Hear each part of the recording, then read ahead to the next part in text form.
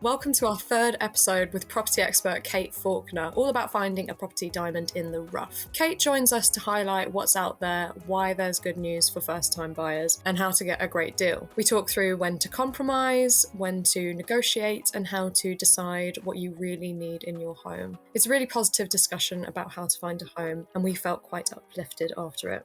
We hope you enjoy it too. What Kate Faulkner OBE doesn't know about property isn't worth knowing. As the creator of propertychecklist.co.uk, as well as the go-to property expert for the likes of BBC, LBC and Moneybox, she knows the ins and outs of property market across the UK and has some great tips to share with our listeners. She's also responsible for setting up working groups for the industry, including the Buying and Selling Group and the Lettings Industry Council. Kate is passionate about finding solutions in the property market and exploring private rental reform. Kate, welcome to the podcast. Thank you very much. Today, we are excited to be talking about finding a property diamond in the rough. So the best way to find a great property, where should you be looking, what should you be looking for, should you be compromising? So let's just jump in. Should first-time buyers feel hopeless about the market? A lot of them do at the moment.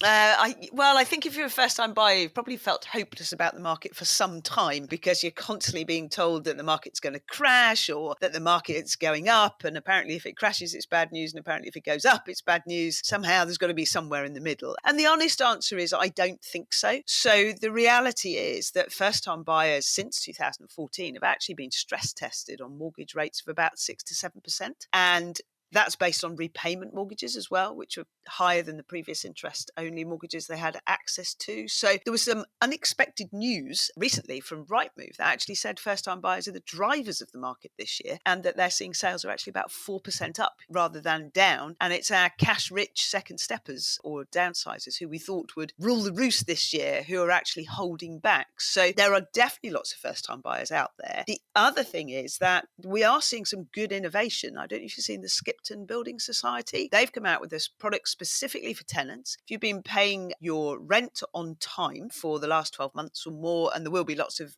eligibility checks, so do see a broker and ask about it. But it means that you can buy without a deposit. And that's not been around too much since the problems that we had in the last recession. So the good news is that the lenders appreciate it's tough for first-time buyers. So they are looking at innovative products, but sensible lending to boot. So that's coming in. And there was an interesting thing in London that actually first-time buyers and indeed second steppers are looking to stay in flats because they're actually really good value. They haven't gone up anywhere near as much as house price inflation. And rather than moving out, according to Zoopla, to Brighton and Hove or these areas where house prices have gone up quite a lot, they're preferring to stay, get a good value flat and avoid the commute. So there's good news out there if you look for it. And we certainly shouldn't be relying on average house prices from indices this year. They are about at their worst when a market is going up or down. So they're not great when they're steady, but when they're moving up and downwards, just ignore them. It's all about individual property on an individual street. That's what's important.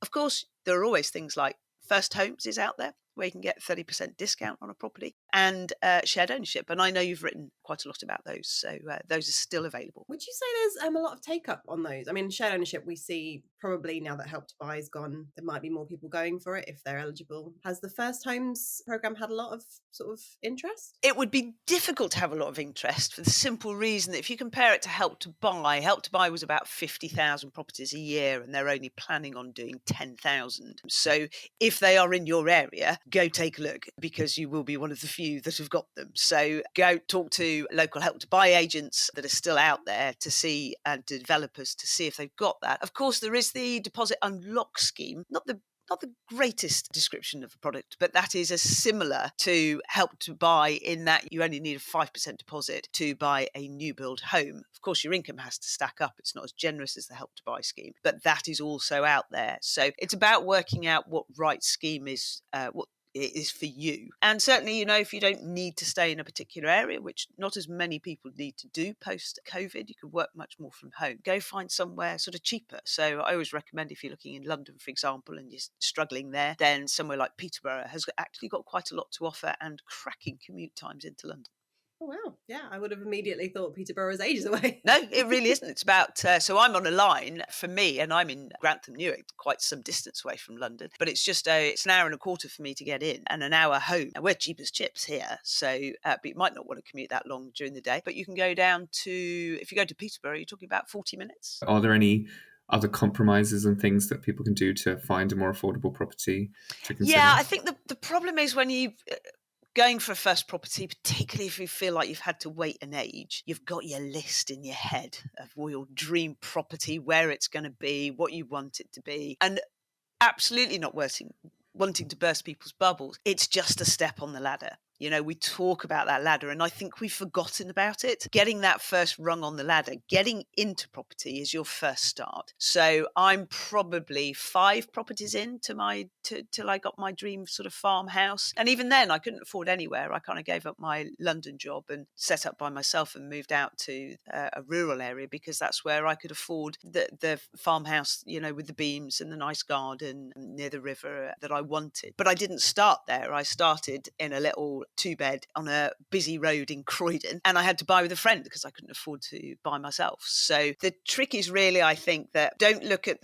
necessarily the location you want because that's likely to be quite expensive. What I used to do was always buy on the edge. So when I was in London, I bought in Acton, but I had Gunnersbury Park, Chiswick and Ealing next door, but Acton was substantially lower, even though I was on the borders. So worry more about making sure you've got a property type that you can firstly afford, even if things go wrong, lose your job, get sick, those kind of things. And also make sure that it's somewhere, you know, you can sleep at night, it delivers what you want. Location you can get over. If you have to have a bigger commute, you read a bit more, you get jobs done on the train or the tube or whatever it is, or you exercise more and you cycle so you don't have to go to the gym, whatever it might be. I always think it's property first. The only time when that probably doesn't apply is if you've got kids and you need to get them into certain schools, where then you might have to compromise on the property that you have and choose location over that. So just do bear in mind multi-millionaires and billionaires compromise on property. We just don't have enough of what everybody wants, where everybody wants to live at the price point that everybody has. So don't try and stick out for something that won't necessarily exist. That's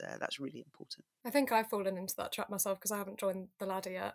But it is, we talked about this last episode. Yeah. Remembering that it is a ladder. It's not just one step up, you know. It is, and there's a stat, if you think we've got about, I think the range between sort of 26, 28 million homes in the country, we only sell 1.2 million a year. So the kind of chances of the property that you want being on the market when you want to buy is actually, it's almost a miracle it ever happens that we match people and properties. But the only reason we do is because everybody up and down the chain has to compromise. But as a first time buyer, it's important you get on that ladder first, you get used to owning your own home, paying the bills, you build up your credit, you earn some more money, hopefully earn a little bit of equity over time, and then that allows you to trade up to the next property. So that's the bit that's important, and that's why we've always called it a property ladder. And you will get to what you want. You might not have to take 5 jumps like I did, you might only take 2 or 3, but don't not get on the ladder because you can't find that perfect property, because then you're likely to constantly miss out. And as we've seen over the last few years, hurl from one disaster to another.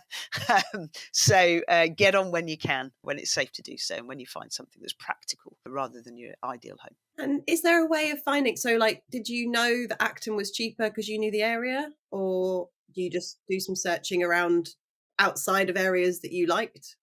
Well, we've worked together, and you know I have a bit of an analytical brain when it comes to things like this. So I used to be in sales, so my background was to analyse sales and to pitch products in a good light. So I was very good at analysing numbers and learnt to do it very well. And as a result, the biggest thing I've learned moving into the property market is that whatever the indices are saying, the averages are utterly useless. So as a point, if you in London, you'll be told every month that the average house price in London is £500,000. You think, well, I can't, there's no point, I won't bother. But we talked about shared ownership. You can get those for £60,000, £70,000. So particularly for first time buyers, they're utterly useless. So it's really important, first job, get to a broker, understand what you can afford safely. And then once you've got that budget, go and find properties and roads that you can afford to live on, that you'd like to live on, and then track back. One of the beauties is, much better than average house prices, is we know now what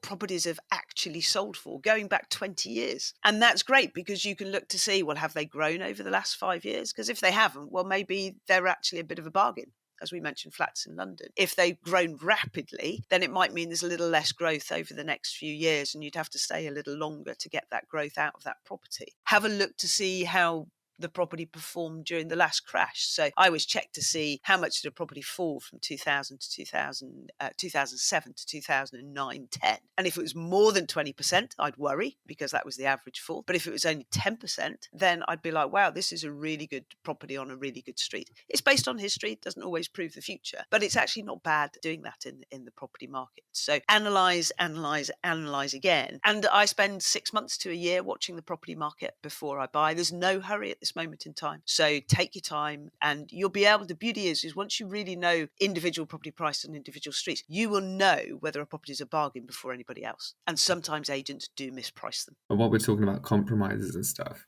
I think a lot of people obviously have, like in their heads, they have a timeline of when they want to move and stuff. Do you have any advice for people who like have a set time when they want to move in terms of how to compromise there or how to manage that? Yeah, I mean, in terms of how long you should stay in a property, then if you're buying, you're probably looking at 5 years plus, really. Anything less than that. Renting don't believe the figures we get from the reports that say buying's always cheaper than renting. They assume you have this unbelievably high deposit, which if everybody had, they probably wouldn't be renting in the first place. So if you're doing sort of 85, 90, 95% mortgage, then don't believe everything you read on that. So there's the timings in property are very much, you probably need 5 years plus to stay in a property to make the whole expense of it worthwhile when you come to sell and see some growth. I think the second thing is, in terms of timings, there are busier times. And I just clocked after a few years that if I bought in November, early December and made my offers then, everybody's been sitting on the market for 3 or 4 months and they are desperate to be under offer come Christmas Day. So it's a tremendous incentive for the seller to let you have a bit of a deal. And then what I found out was you get another couple of bonuses. So if you then buy, say, early January, having made your offer, if you exchange before Christmas or January time, bearing in mind the legal companies and removal guys aren't as busy. So that's a good thing. You can get things done quicker. But when everybody sends you their Christmas cards, you can do the post office redirection, and you can then tell everybody that you've moved in your Christmas cards. So you only have one set of posts because that's gone up a lot. And the other thing you can do is you get all the January bargains. So you can fill up your house with loads of goodies for a lot less than you would during the year. So that's my buying triple timing advice. November, December, if you can wait till then, is a good time. But clearly, if you've got kids to get into school,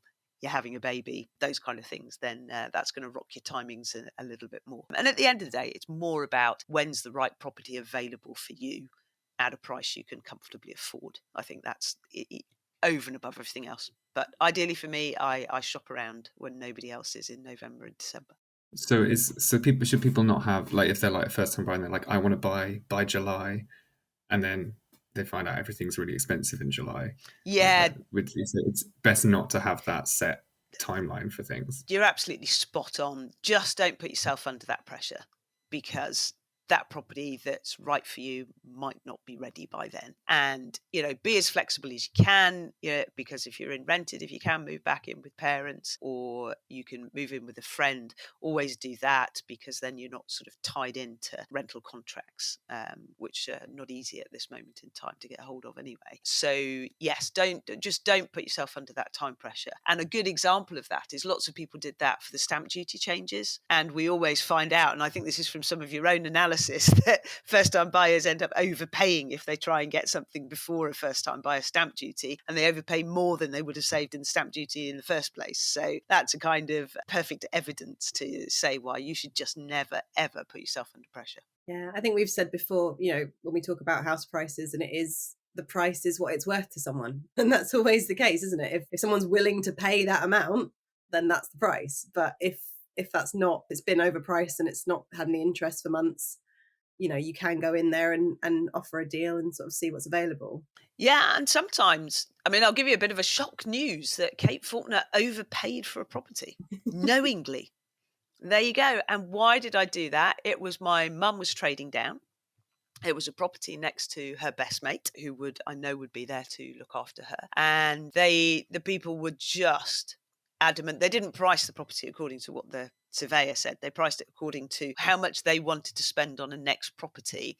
and how much they wanted to give their kids for a deposit. But I knew mum would stay in the property. It would be her last property. I knew she would stay in that property for quite some time. So I overpaid. And sometimes it's worth doing that, particularly if you're going to be staying there for the long term. So it's not always about getting a deal. And we were in a lucky position. She was trading down, so we could afford to do that. And I think doing it knowingly is important. But I knew that we'd make that money back. And actually, we did very well because we sold it during COVID and we got ridiculous uplift thanks to all the panic buying of everybody else. When especially for first-time buyers, you're looking at it as a home. You're not necessarily looking at it as an investment of equity, which it is. Do we still need to consider how sellable a property is when we buy it? Yeah, I think you do. And not just sellable, because things happen, life happens, life gets in the way of stuff. You can fall poorly. I'm sorry to talk about these sad things, but you can fall poorly, you can split up, all of these things can happen. And therefore, you need to, particularly in your early days when you're first getting a rung on the ladder, you need as much flexibility as possible. However, one thing I would say, which I've told to a lot of first-time buyers, is that you don't necessarily need to worry about the selling side. What you can do, and what I've always recommended to first-time buyers, and we've done some analysis for them, is if you are buying a property and it's a new relationship, or you're a bit worried, you're not sure whether your job will be stable after 2 or 3 years or something, then check now, before you make an offer, what that property can rent out for.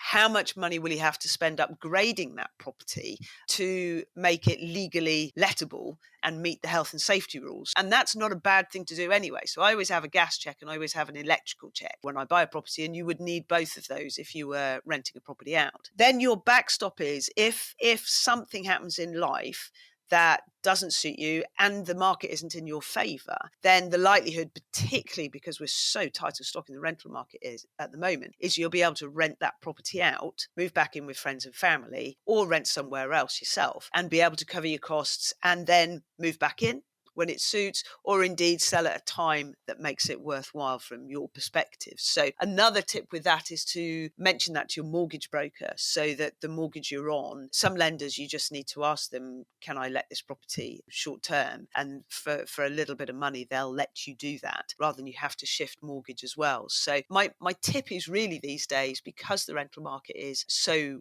tight, is to look at being able to rent it as opposed to necessarily being able to have to sell. Earlier on, you mentioned about looking at past prices. You're considering something, and how flats don't tend to go up in price as much. Is there a sweet spot? Like, I assume if it hasn't gone up in value at all, is that concerning or is that good?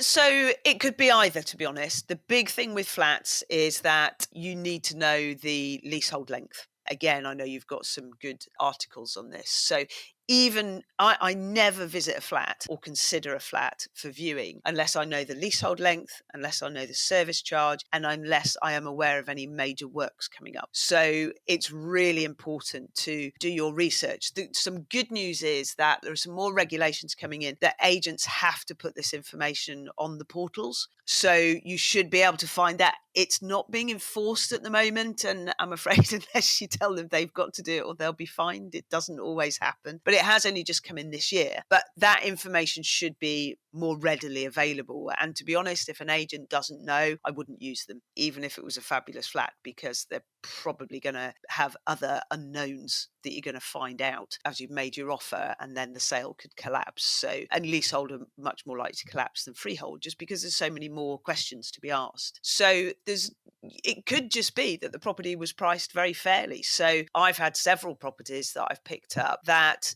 actually the agent really erred on the side of caution. So I got an extraordinary good deal. So it's not rocket science to learn what property values are. And as a first-time buyer, if you do your research, you're actually probably better to understand what property's value is than an agent, because you've looked at all the properties on the market, whereas they will have looked at some comparables and the one that they're selling. So it is really important to understand why. And of course, you have got the backstop. So a good surveyor good local surveyor that knows that block, for example, knows the problems that goes on in that property, and that might be an agent as well. They're your backstop in this, so they will help you. They will help value that property for you. So if you're not sure, it is, and you've got a bit of extra cash, it's worth just getting a little bit of a valuation and finding a surveyor early in the process, even potentially before you make the offer.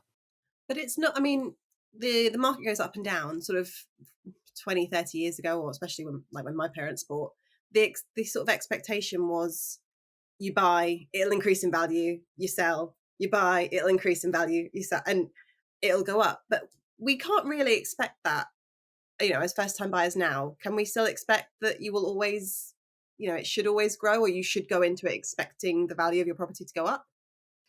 So as long as you hold on to it for long enough, you should be fine. What's long enough? Well, we looked at the data from London, all of the London boroughs, when prices fell from their height in 2007-8. We looked at how long they fell for and how long it took them to recover. So if we take a worst case scenario of quite a serious recession, which we're certainly not at that stage yet, that was 5 years. Everywhere else around the country, it took 10 years.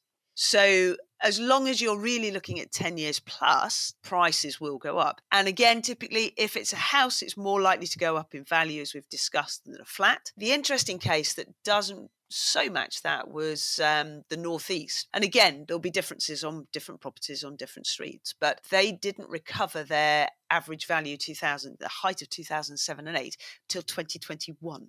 So you've got to bear in mind the market reports year on year, which is not good enough, in my view, for buyers and sellers. You need a 5, 10, 20-year analysis of how much properties have gone up in that area. When we looked at the Northeast, in 2021, prices might be up by 10%, but it didn't mean they'd necessarily covered to their average value in 2007-8. So it really depends on your area and the property that you're buying. That's why looking at the historical values is quite good. So I wouldn't bank on equity going up, but you can make offers. You're a first-time buyer, so you haven't got anything to sell. And some people, like myself, when I sold one, I had a second property down south. When I sold that, I wanted it to go to a first-time buyer, and I gave it them for a better price than I was offered by the agent because I wanted it to go to a first-time buyer. So there are people like me that would do that. It wasn't huge amounts of discount, but it was a nice discount anyway. I think first-time buyers, if there's one criticism I have, and it's a little unfair, but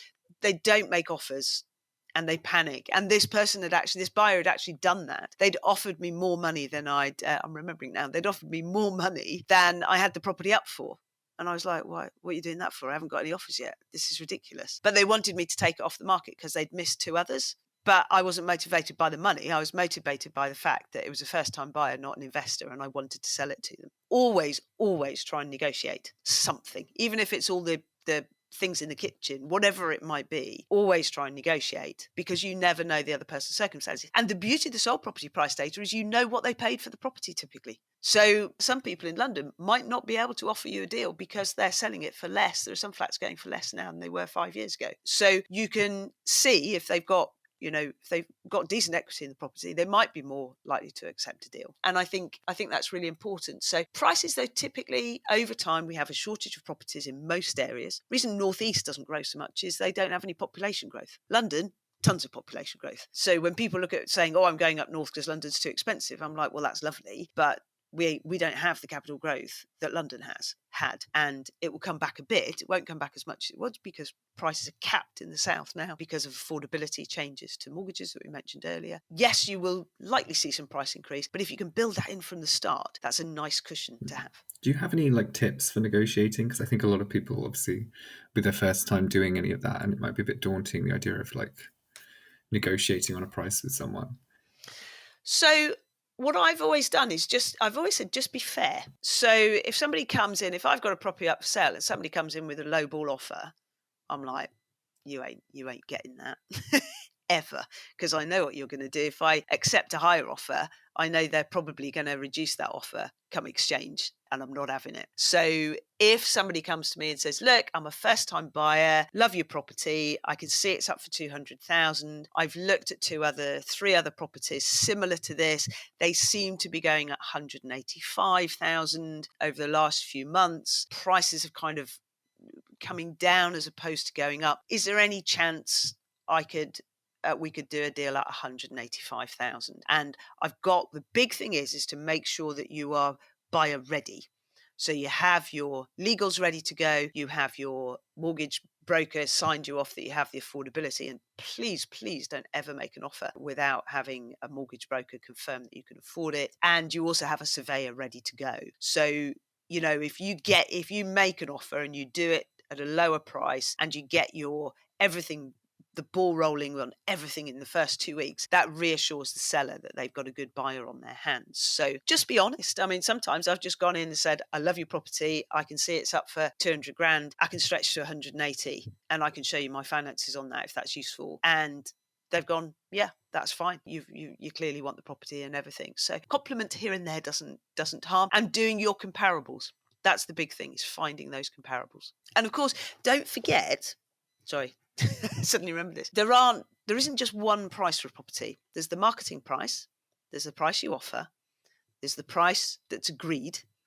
There's then the price that the mortgage lender puts on it. And there's the price that your surveyor puts on it, minus anything that's wrong with that property. So that offer price that's accepted isn't necessarily the last price. I negotiate again if there's good reason from my surveyor to do so, or my mortgage lender. So it's not the be all and end all. So the other tack that I've done is, if I like the property, if I've said, would you accept 180? They've said no. I'll say, okay, I'll pay the 200. And then if my surveyor comes in and says it's worth 185 because these £15,000 worth of work's need doing, then I will drop my offer based on the evidence I've been given. And I mean, how do people take that? If you've made an initial offer and then you've come back and said, actually, the surveyor said this, do they go, okay, I'll look at the report, I agree? Or do they go, no, you've just gone back on it? Most time what I find is that people have actually bought into the fact that they've sold their house now and they don't want it to go back on the market. As long as what the surveyor has written is fair, then most people will accept that. So that's how I've always negotiated. I did have a surveyor once that just said, for crying out loud, bag this deal. They've priced the property wrongly. Don't argue anything and accept that you're going to be paying that price. Get it done, and get it done really quickly before they realise they've underpriced the property. So you might be, if your surveyor says that, just go for it. So you might be surprised. But the trick is, you make the offer subject to survey and you put that in writing. And there's a lot of questions as to whether you should share the survey report with them. I always do. I'm just like, look, the more transparent we can be, there's the less transparent. We don't have a lot of transparency always in the market, and that needs to improve. Buyers should have a lot more information up front. People think it's okay, I think, to tell porcupines in property, and it isn't. The honest approach works much, much better. Much better. So I'm always very, very honest about it. At the end of the day, that surveyor's acting for you as the buyer, and they're there to protect you and your money, and that's what's important. So I share it, because why wouldn't you? If you're asking somebody to knock 10, 15, 20 grand or more off a property, you should give them a good reason, really good reason to do that. I mean, I was just thinking, obviously, with like survey, like structural issues or whatever that found on a survey can bring the price of a property down. Is, like, when you're initially looking, is there any way to like figure those things out, or like look at, or is it always comes in a survey later? Because I feel like some people might worry about, like, I found a really great flat and then they do the survey and it turns out it's got all these issues and they're like, I wish I'd known about that before. Yeah, you're absolutely right. In an ideal world, not only would we see sellers instruct legal companies day one of marketing, but we'd actually, like in Scotland. So the best place if you want to go that is buy in Scotland, because they already have that system in place, and you can see the home report, as it's called, there as you look online. So no different to seeing the details. We tried to bring that here, but it didn't work. I'm sure it will come. But there are things you can look for. And again, I'm fairly sure you've got a checklist on this of things to look for when you've got quite a comprehensive viewing properties. So if you see cracks, for example, you can put a 10p piece in. Those are things to kind of worry about. Look for damp and mold, particularly in flats, because they're difficult to get rid of because they're structural issues typically, and as a result, they're not under your control. Rattling windows, So when it comes to looking at a property viewing a property checklist, and I'm pretty sure that you've got quite a comprehensive one. So you can check out a lot of things yourself, especially for houses. You can look at things like flooding. So you can go online and check on the environmental site to see whether it's subject to flooding. I always like talking to neighbours about that. I bought a property which was literally just up the road, or just at the bottom of my road was the Thames. So I found the oldest resident on the road and knocked on his door and said, "Hello, have you ever had flooding?" And he went, "Oh, I'll come and show you." And so he took me down the road and he went, "Right, here you go. This is as far as the flooding has ever come up in the last 40 years. And I'm like, "Yep, that plus we're safe at our end of the road." So you can check for things like that without getting a surveyor in. And again, when it comes to a flat, a lot of it is actually more the things like the service charge, the management company, how long it'll take to get the management pack. It's more those things, less structural. So leasehold, you've got to work out a lot of the legals beforehand as much as possible. So see the leasehold agreement if you can, because sometimes you might be restricted. You might not be able to, you might want to work from home and you might not be allowed to run a business from that property. So you might want to put in hardwood flooring, you might not be allowed to. So leasehold, definitely look at the legals as well as structural issues. But there's a lot you can spot yourself. And then if you've got a surveyor lined up, hopefully they should be around within sort of a couple of weeks, particularly at the moment. Over the pandemic, you might have had to wait 3, 4, 5 weeks for a surveyor, but they're a little more available, most of them at the moment. So what would be your do not touch when it comes to properties? You know, is it things like damp, or can you still buy a property and kind of do a damp treatment, or are there things that you'd kind of go, no, I'm not even getting involved with that? Yeah, well, I'm probably not the right person to ask, because I love a little bit of structural work and renovation and things like that. However, with my kind of first time buyer hat on, actually, one of the biggest things is beware if somebody is selling due to probate or divorce. It's a really horrible thing to have to point out, but you can wait a year, a lot longer to purchase a property, depending on what stage they are at. And people, you know, particularly in a divorce, if sadly one wants to sell and one doesn't, that can cause the paperwork can be slowed down horrendously. So very much look at the seller's circumstances. And from a first-time buyer's perspective, we chatted about negotiation. The faster they want to move, the better. As long as you've got a good legal company, broker, etc., that's when you can do a deal, but it's also when you can kind of buy quickly. On the physical side, damp and mold is, as long as you've got it diagnosed properly, don't get a builder to do it, because they don't know what's talking about. I remember a program, and this couple had spent 50 grand diagnosing why the corner of their property was falling into basically the land. And it was all on builders who'd come in, done all these rectifications. What had actually happened when they finally got round to getting the right person in, which was a surveyor, all that had happened was the drains had collapsed. And it would have cost a few £1,000s, you know, maybe up to £5,000 to have fixed it. And they'd have got it done and dusted. So as long as you diagnose the problem correctly, which is, you know, you want your surveyor to do that, for your property qualified surveyor to do that for you, then that's the most important thing. And then it's down to how much work you're willing to do. Issue with damp and mold, so I had it in the farmhouse that I have now, is we had to strip the plaster out up to about, I think it's about a metre, maybe a little bit more. And then you typically have to leave it like that for 6 months for the damp to dry out before you replaster. Or not everybody tells you that. So again, get good timber and damp experts in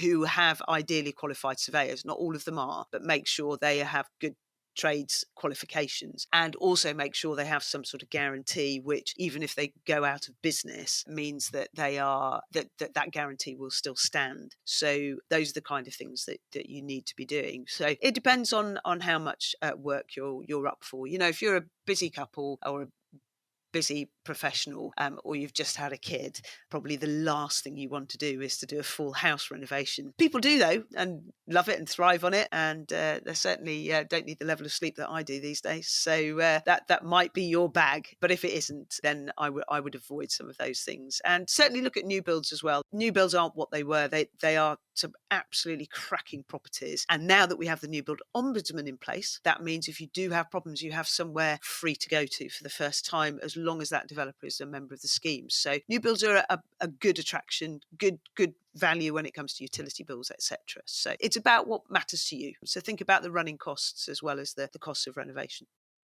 When you talked about not buying for people like divorce or probate, how easy is it to find that information out about sellers? You ask why they're selling. Yeah, you just talk to them. Yeah. Yeah, and the agents should know. So, and again, the agents, any agents you're dealing with, they should now have filled in a property information questionnaire. It's called a PIQ. These are really useful. They are part of a move that we have to try and give buyers more upfront information. And going back to when we sold my mum's house, this was particularly critical. I said, right, these are the 3 things that I want on this form, and I don't want anybody viewing the property unless they know about them. One of them was, Mum lived in a bit of a suburban area, and you weren't allowed to keep chickens. Don't ask me why. That might have been quite important to somebody buying my mum's house. So we made sure that was understood. Mum had a loft room, which could only remain as a loft room. It couldn't be classed as a bedroom. And the reason for that was we didn't have the correct height on the staircase for escape if there was a fire. And finally, we had this weirdest thing, which I so tried to get rid of and I couldn't, was the council owned this strip of land at the bottom of Mum's garden, which we rented from them for £35 a year. And we backed onto an old railway line, which was then a conservation walk. And so it was of no use to the council whatsoever, but they wouldn't put up the resources to sell it to us. So, and some people owned, some didn't. So I made sure that those 3 things were, everybody that viewed knew about them, because then we weren't getting an offer based on something. We'd also had some subsidence. It had all been sorted. We knew what the subsidence was. We had guarantees. So we provided all of that information up front. And that's, you're dealing with a good agent when they start providing that level of detailed information. But ask for it, look out for it. Certainly if they're NEA members, they should be giving you a PIQ. Do you think people sort of always talk, we've talked in some of the past episodes about sort of people talking about, in our day we did this, and, young people these days are lazy and all that kind of stuff. Is there enough stock of first-time buyer homes? And especially saying, if someone wants a fixer-upper, isn't it a bit hard to find a fixer-upper these days? Like, aren't they taken by investors, or are they still available? If you were someone who wanted to buy cheap and put the effort in, are they still around anywhere? It's a super question. I'm afraid Sarah Beanie really put the kibosh on doer-uppers for first-time buyers. And I remember that because my first one was a doer-upper. And if you were buying a property that needed the kitchen, new bathroom, bit of replastering, you could get it for a bit of a deal. Whereas now I'm afraid it will probably go for more money than it's worth doing up. That's certainly been my experience, because people have got it in their head that they're going to do it this property, haven't done their research, which hopefully you will, having listened to this, on what properties are worth when they're done up, for example. So it is quite difficult. You do have to hunt. And I can only really say it's the timing. So even investors like Christmas and go on some holidays, poke around at times when everybody's not looking. And certainly, sort of February, March, April, you're unlikely to get something like that. But you never know. And don't be frightened of going to an auction. As long as you do your research, as long as you're doing your work. I'm certainly seeing, I get auction reports coming through every week, and I'm seeing a lot more properties available, partly because investors, of all the people that are cash strapped this year, it's actually more investors, particularly if they're looking to buy to let, because when you're looking at yields of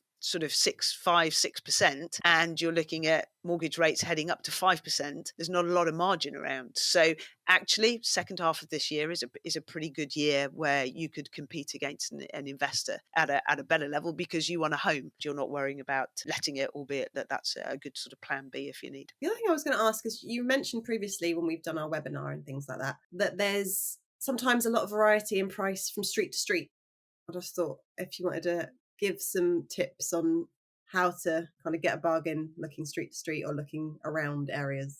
Yeah, so, and again, you can do all this yourself. And I mean, we do it for fun, which sounds a little weird, I know, but everybody has their little things that they like doing during a coffee break. So you can find vast differences. So I talked about a property that I bought in Acton. It was some time ago, because it had, the very postcode specific down in London. You don't get that as much in the regions. But because I had an Acton postcode, you're looking at property prices being sort of 30% less than they were round the corner in Chiswick or in Ealing. And that's basically what you want to look out for. So you need to watch out. So another one, if you haven't got kids and you're not worried about kids, we've seen some roads where one side of the road belongs to a school catchment area, and the other one, a different one, And as a result, they're vastly different. And that might not matter to you. Really understanding and looking at those local areas. So what I do is I go search, I kind of get the value of the property that I can afford. And then I start to look in quite a wide range, wide area as to where I can afford to buy. And you get little pockets of areas where you think, blimey, well, why isn't there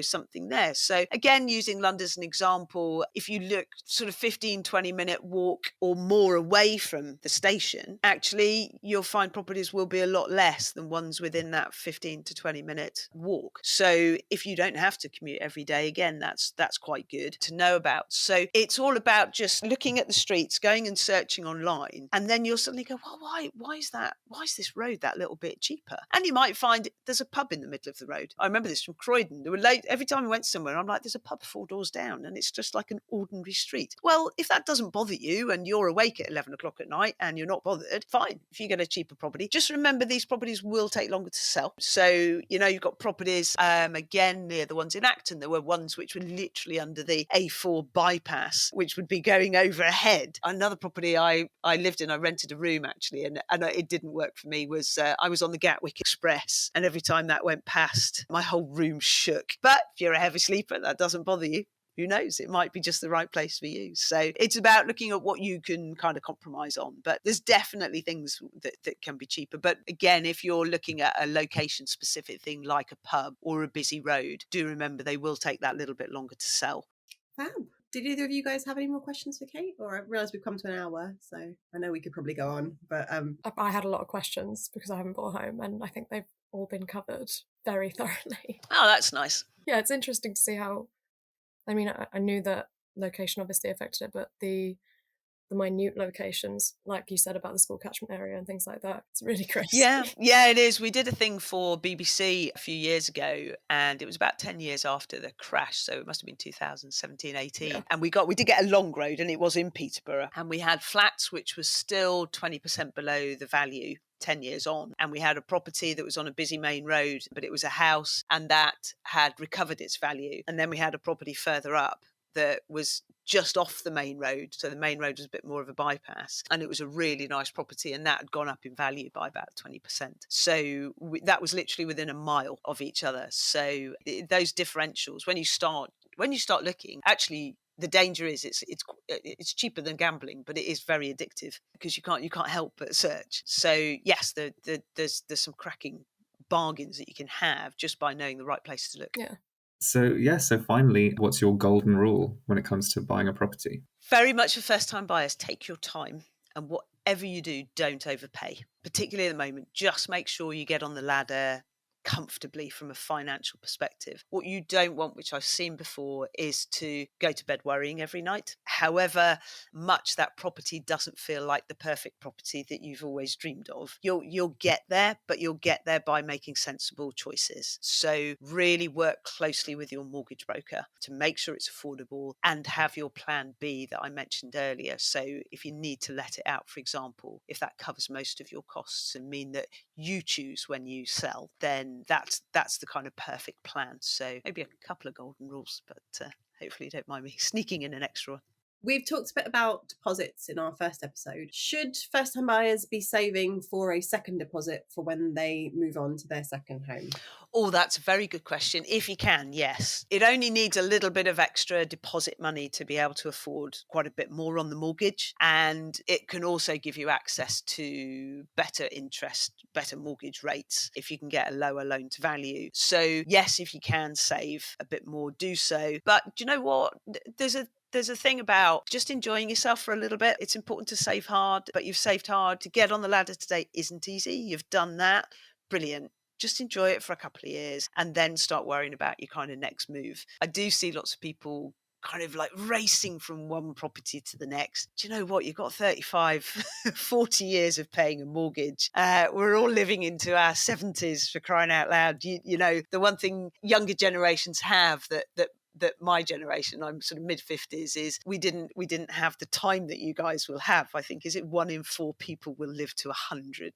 Take it easy. We may have been on a little bit of a sprint. You've got a whole marathon to enjoy. So don't ever forget to take life a little bit easy, look after yourself, have a bit of fun, and then get down to saving for a deposit. And you can do that just as I talked about how you actually save for a deposit. So, if you love going to the gym, see if you can get a job there, get the gym membership for free, get paid, and put all that money into savings. You can do things like that. So it doesn't have to be miserable. They do it a lot in Iceland, where I went. They all have second jobs, but they have really enjoyable second jobs. And that's because the cost of living there is so high. Just remember to enjoy yourself. Oh, I like that. Yes, I think we should start asking everyone who comes on the podcast what your good news for buyers or first-time buyers is. But yeah, it seems like there's been quite a few good, first-time buyers are in a good position in terms of, making an offer, being free of being able to move quickly, being able to be prepared. There are advantages to being a first-time buyer.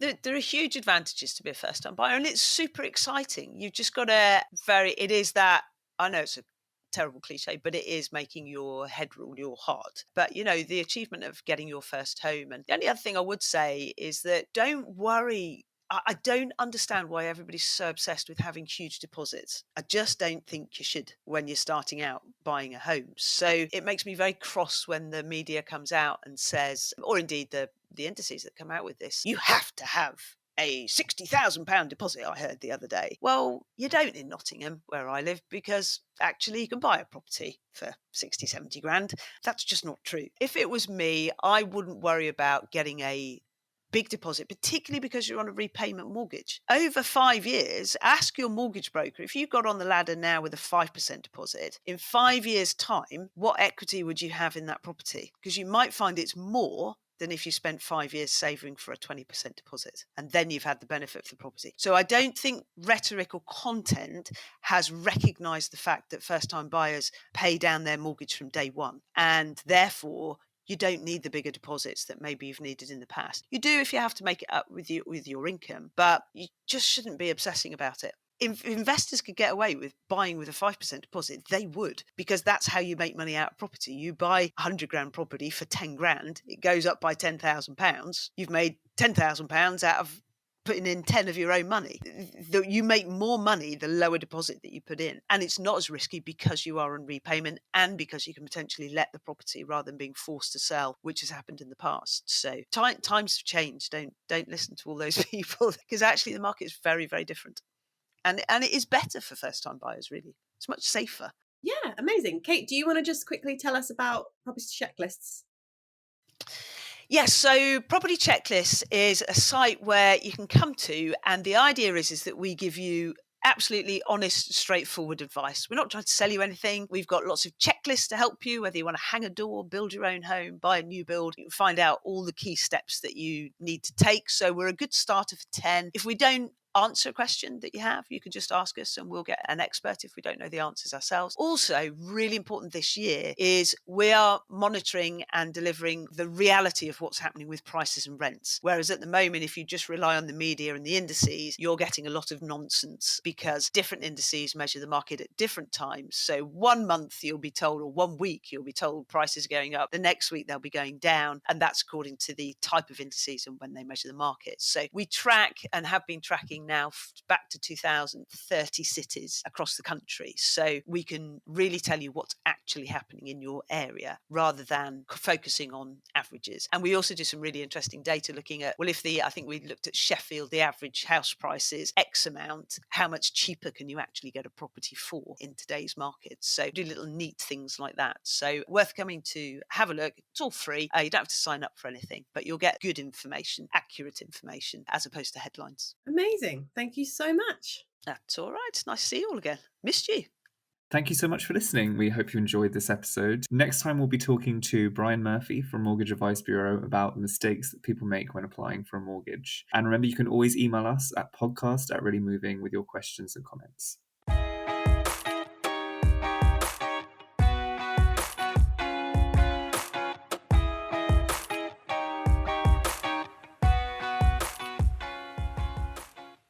You've been listening to Make Your Move, the podcast here to make moving simple. We hope you found this episode useful, but as always, everyone's situations are different, so make sure to do your own research before making your move. Make Your Move is brought to you by Really Moving, the price comparison site for moving home services. If you have any experiences or questions you'd like to share or ask, that might be put on a later episode, please email us at podcast@reallymoving.com. See you on the next episode.